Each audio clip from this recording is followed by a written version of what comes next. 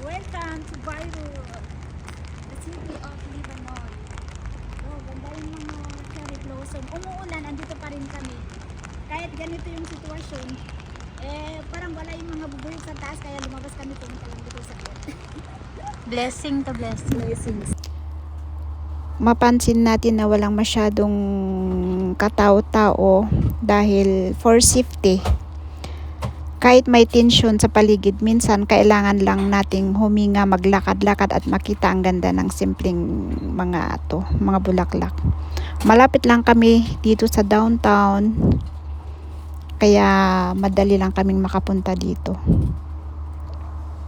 Oh, ganda. Ayan.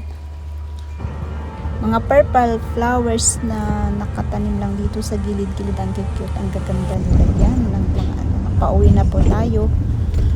Maraming salamat. Huwag po kalimutang mag-subscribe at mag-likes at mag-comment para updated po kayo sa lahat ng mga videos na niya-upload po natin.